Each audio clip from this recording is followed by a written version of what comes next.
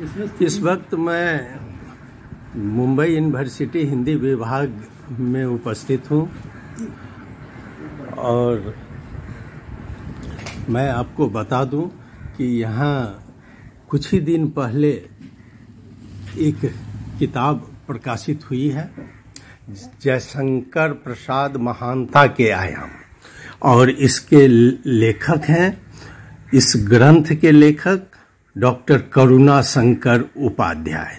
मैं डॉक्टर करुणा शंकर उपाध्याय जी से बात कर रहा हूं और मैं जानना चाहूँगा कि अभी कुछ देर पहले सर आपने एक बात कही थी कि ग्रंथ लिखने की पीड़ा, तो ग्रंथ लिखने में क्या पीड़ा हुई है आप थोड़ा बता दीजिए। जी, जयशंकर साहब महानता के आयाम हमने 31 वर्षों में लिखा है। मेरा मानना था कि महाकवि जयशंकर साहब के साथ आलोचना ने न्याय नहीं किया है। विश्वस्तरीय कवि हैं और 20वीं सदी के सबसे बड़े कवि हैं, क्योंकि ऐसे कवि हैं जो अंतर्दृष्टि और विश्व संदृष्टि संपन्न कवि हैं और जो विश्वस्तरीय समस्याओं को उठाते हैं, संपूर्ण विश्व की सभ्यता की समीक्षा करने वाले कवि हैं। और भारतीय ज्ञान परंपरा को अगर एक जगह किसी रचनाकार में देखना है तो वह प्रसाद के यहाँ है। इनके यहाँ वेद उपनिषद से लेकर के भारतीय दर्शन की तमाम प्रणालियां मिल जाती हैं, भारत बोध मिल जाता है, भारतीय ज्ञान परंपरा, संस्कृति और भारतीयता के निर्माणक तत्व मिल जाते हैं और पूरे विश्व की समीक्षा मिल जाती है, सभ्यता की समीक्षा मिल जाती है। इन्होंने अपने आत्म जीवन को विश्व जीवन में रूपांतरित कर दिया था और अपनी वेदना को विश्व वेदना में रूपांतरित कर दिया था, जिसको आप आंसू के माध्यम से देख सकते हैं। तो मैंने इस ग्रंथ में इनकी संपूर्ण रचनाओं के साथ न्याय करने का प्रयास किया है। इनकी छोटी सी छोटी रचना पर भी एक अध्याय है, विश्लेषण किया गया है, और बड़ी रचनाओं पर कई अध्याय हैं। और हमने विश्व के जो 15 सबसे बड़े महाकवि हैं उन कवियों के साथ इनकी तुलना की है। भारतीय कवियों में मैंने वाल्मीकि, व्यास, कालिदास, अश्वघोष, भास, भारवी, भवभूति, मलिक मोहम्मद जायसी, गोस्वामी तुलसीदास, रविन्द्रनाथ ठाकुर और पाश्चात्य कवियों में होमर, वर्जिल, दांते, मिल्टन, गेटे और टी.एस. एलियट के साथ इनकी तुलना की है। और 20वीं सदी के मैंने सबसे बड़े कवियों में प्रसाद की तुलना की है, विशेष रूप से रविन्द्रनाथ टैगोर, महर्षि अरविंद और टी.एस. एलियट के साथ। और इन्हें 20वीं सदी का सबसे बड़ा कवि सिद्ध किया है। यूनेस्को में भी कामायनी को विश्व की सर्वश्रेष्ठ रचना होने का, 20वीं सदी की रचना होने का गौरव प्राप्त है, उसे विश्व विरासत का दर्जा हासिल है। तो ऐसी रचना और ऐसे रचनाकार के साथ न्याय होना चाहिए था, इसलिए हमने इस ग्रंथ का प्रणयन किया है। और संक्षिप्त में हम जानना चाहेंगे जयशंकर प्रसाद जी के बारे में, जैसा कि आपने अभी उनकी जीवनी के बारे में बताया था, जो हमारे नेपाल के कुछ श्रोतागण जानना चाहेंगे इनकी पुरानी पृष्ठभूमि। जी देखिए, प्रसाद का जो जीवन है वह महाकाव्य की पीड़ा को समेटे हुए था। और कोई भी महाकवि तभी बन पाता है जब वह अपने जीवन में बहुत सारे संघर्षों से, बहुत सारे कष्टों से होकर गुजरता है। इनके बारे में कहा जाता है कि इनका जन्म जो है 30 जनवरी 1890 को काशी में हुआ था। इनके पितामह सुगनी साहू के नाम से प्रसिद्ध थे, जो इतने बड़े व्यक्ति थे कि जिनके बारे में कहा जाता था कि वह बनारस के राजा को भी उधार दिया करते थे। इनके यहाँ सुगनी का व्यापार होता था और इनकी सुगनी जो है वह ईरान, इराक और पूरे यूनान तक जाती थी। काफ़ी दूर तक उसकी लोकप्रियता थी, काफ़ी बड़ा व्यवसाय था। इनके बारे में कहा जाता है कि जब ये 5वें मास में अन्नप्राशन करने के लिए इनके सामने कुछ वस्तुएं रखी जाती हैं, इन्होंने खिलौने वगैरह सारी चीज़ें छोड़ करके लेखनी उठा ली थी। 5 महीने का बच्चा जो है अगर लेखनी का चयन करता है और खिलौना छोड़ देता है तो उसी से मालूम पड़ गया था कि बहुत बड़े लेखक बनेंगे, बहुत बड़े रचनाकार बनेंगे। और 5 वर्ष की अवस्था में इन्हें जौनपुर के शीतला पीठ और विंध्यवासिनी के दर्शन का सौभाग्य प्राप्त हुआ। विंध्याचल की जो मनोहारिणी प्रकृति थी उसने इनके ऊपर बड़ा अच्छा प्रभाव डाला। उसके बाद 7 वर्ष की अवस्था में कलकत्ता, विंध्य क्षेत्र, केदार क्षेत्र और वैद्यनाथ धाम में इनका चूड़ा कर्म संपन्न हुआ था। और इसी प्रकार से आगे चल करके इनके पिता इनके बड़े भाई और इनकी माता इनको एक लंबी यात्रा पर ले जाते हैं, जिसमें नैमिषारण्य है, चित्रकूट है, उसके बाद उज्जैन है, गोदावरी नासिक तक आते हैं, फिर नर्मदा जबलपुर से वापस लौटते हैं। जबलपुर की जो इनकी यात्रा थी, उस यात्रा के बारे में कहा जाता है कि उस समय मध्य भारत में एक छोटी रियासत मोरटक्का करके थी, जिसके शासक काशी आने पर कवि के यहाँ ही जो है अपना आतिथ्य ग्रहण करते थे।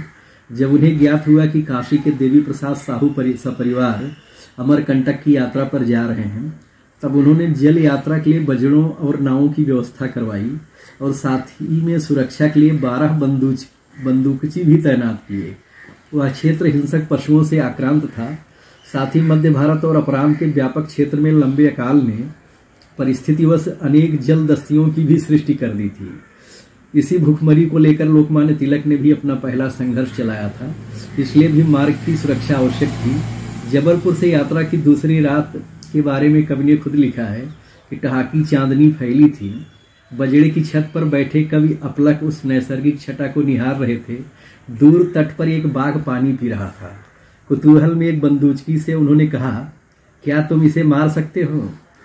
तो बालक ने उसने कहा, हाँ हुजूर, कहकर उसने निशाना साधा और पलीता दाग दिया। उसकी बंदूक टोटेदार नहीं, मजल लोडिंग कराबीन करबाइन थी। उसने बजड़े के सिर पर खड़े होकर जो निशाना साधा तो तेज आवाज के साथ बेचारा बंदूकची बारूदी धक्के से छपाक से पानी में गिर गया।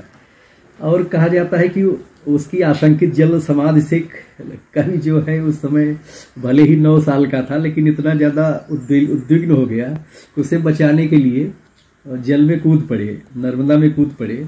उसका परतला हाथ में आ गया, जिससे खींचते हुए ऊपर ला गया। तब तक दूसरे भी बंदूकची उसको बचाने के लिए कूद चुके थे। लेकिन कवि ने खुद लिखा कि यह उसके जीवन का बड़ा दुस्साहस था, क्योंकि एक तो नर्मदा हिंस्र जंतुओं से भरी हुई थी, मगरमच्छ से लेकर सारे खतरनाक जानवर थे। दूसरे, अगर बंदूकची कहीं घबराहट में उद्धार करने वाले पर ही आरूढ़ होने की चेष्टा करता, जो स्वाभाविक था, तो कठिन हो जाता। लेकिन उसे कवि ने और बाकी बंदूकचियों ने मिलकर के बचा लिया और बाघ के भी प्राण बच गए। यानी उसके बाद फिर इनकी माता ने कहा कि तुझे मैं अकेले नहीं छोड़ूंगी, अपनी सिकड़ी से इनके हाथ पैर बांध करके रात भर रखा। तो इस ढंग से इनके जीवन के कुछ बड़े ही महत्वपूर्ण संस्मरण भी हैं। उसके बाद अगले दिन भूखमरी वाले इलाके से जब ये लोग गुजरे, तो इन्होंने अपने पिता के साथ जितने भी भूखे लोग थे रास्ते में, सबको धान और अनाज बांटा। और वहीं पर इन्होंने कहा, मतलब 9 साल की उम्र में कहा कि अन्न पर स्वत्व है भूखों का, या अन्न पर स्वत्व भूखों का है। तो यही संवाद इन्होंने बाद में स्कंदगुप्त नाटक में डाला था। यानी होनहन हार बिरवान के हो चिकने पात जो कहा जाता है। तो 9 वर्ष की अवस्था में इनको अष्टाध्यायी याद थी। इन्होंने बहुत सारे ग्रंथों का पारायण कर लिया था। तो स्वाध्याय से इन्होंने अपने जीवन और व्यक्तित्व को जो है निर्मित करने का कार्य किया है। इनका जीवन जो है दुखों का पहाड़ रहा है। इनके पिताजी 11 वर्ष की उम्र में गुजर गए। उसके कुछ समय बाद माताजी गुजर गई। फिर 16.5 साल की उम्र में इनके बड़े भाई साहब गुजर गए। फिर पहली पत्नी गुजर गई। फिर दूसरी पत्नी ने बच्चे को जन्म दिया। छठे दिन जब उसकी छठी मनाई जा रही थी, तो दूसरी पत्नी गुजर गई। उनके अंतिम संस्कार के पहले ही वह बालक भी गुजर गया, नवजात शिशु भी गुजर गया। तो दोनों का अंतिम संस्कार इन्होंने एक साथ किया। और इनके मुंह से निकला कि नियत ने मुझे मुर्दा फुकवा बना दिया है। उसके बाद तीसरी पत्नी भी काफ़ी समय बाद गुजर गई। तो कुल मिलाकर के इनके प्रिय लोगों ने जीवन में इनका लगातार साथ छोड़ा, जिसके कारण वेदना जो है इनके जीवन का स्थायी अंग बन गई थी। यही कारण है कि महाकाव्य की पीड़ा को समेटने वाला यह व्यक्ति जो है, इसको विश्व का वेदनावादी कवि होना चाहिए। लेकिन कितनी ज़्यादा प्रतिभा लेकर आए थे कि विश्व की एकमात्र आनंदवादी कवि है। अपनी वेदना को आनंद में रूपांतरित कर देते हैं। ये बहुत बड़ी बात है। तो मैं जानना चाहूँगा कि यह ग्रंथ लिखने की प्रेरणा आपको कहाँ से मिली, और इसमें कुल समय कितना लगा, और इसमें सबसे बड़ी कठिनाई क्या झेलनी पड़ी, बस संक्षिप्त में। जी देखिए, इस ग्रंथ को जब मैं स्नातकोत्तर कक्षा हिंदी का विद्यार्थी था मुंबई विश्वविद्यालय में ही, तो उस समय जो पुस्तकें उपलब्ध थी प्रसाद और कामायनी पर, मैंने देखा कि एक में भी ठीक ढंग से उनके साथ न्याय नहीं हुआ है। जो विराट बोध का कवि है, जो विश्व बोध का कवि है, जो विश्वस्तरीय सभ्यता की समीक्षा करता है, उस कवि के बारे में बहुत अच्छी बातें नहीं मिली, उनकी कविता को समझने वाले लोग नहीं दिखे। फिर मैंने तय किया कि इन पर मैं एक बड़ा ग्रंथ लिखूंगा और इनके साथ न्याय करूंगा। तो उसी साल मैंने एमए भाग 2 का जब विद्यार्थी था तो मैंने प्रसाद साहित्य में राष्ट्रीय चेतना का स्वरूप नाम से एक अध्याय लिखा। तो वहाँ से मैंने शुरू किया और 30 जनवरी 2022 को जो है यह लिख करके पूरा हुआ। 31 साल इसमें पूरे लगे। 30 जनवरी 1991 को मैंने लिखना आरंभ किया और इसमें जो बाकी तो कोई चुनौती नहीं आई। जब मैंने विश्व के महाकवियों के साथ तुलना की तो 3 महाकवि ऐसे हैं जिनके साथ तुलना करते वक्त बहुत चुनौती थी। एक तो कालिदास को कवि कुल गुरु कहा जाता है, विश्व के सबसे बड़े महाकवि हैं, जिनके पास कला स्वयं जो है जिनकी दासी थी। तो उस महाकवि के साथ तुलना करते वक्त जो है काफ़ी चुनौती थी। और गोस्वामी तुलसीदास तो विश्व के सबसे लोकप्रिय कवि हैं, सबकी जुबान पर, सबके कंठ में, सबके हृदय में बसने वाले कवि हैं। तो गोस्वामी तुलसीदास के साथ भी तुलना करते वक्त काफ़ी चुनौती आई। और एक तुलना ये भी थी कि जब पश्चिमी देशों में गया तो होमर पश्चिमी देशों के, यूरोप के सबसे बड़े महाकवि माने जाते हैं। इलियड और ओडिसी उनके 2 महाकाव्य हैं। तो उनके साथ तुलना करते वक्त भी काफ़ी बड़ी चुनौती थी, क्योंकि कोई भी बात गलत नहीं होनी चाहिए तथ्यात्मक दृष्टि से। और तुलना करते वक्त को बड़ छोट कहा अपराधु का भाव भी रखना पड़ता है कि किसी के साथ कहीं भी कोई अन्याय न हो जाए। तो इसके अलावा बाकी तो ग्रंथ के लेखन में कोई और चुनौती नहीं आई है। धन्यवाद बहुत बहुत। आज मेरा सौभाग्य है कि हिंदी विभाग मुंबई यूनिवर्सिटी में मैं उपस्थित हूं और इतना बड़ा ग्रंथ आप हमको सुपुर्द कर रहे हैं। मैं पूरा नेपाल में इसको ले जाऊंगा और नेपाल में इस पर एक समीक्षा करवाने का प्रयास करूंगा और मैं चाहूंगा कि आप लोग भी नेपाल पधारें। जी बहुत बहुत धन्यवाद। आप लोग इसको अवश्य पढ़ें क्योंकि इसमें 31 वर्षों की साधना है।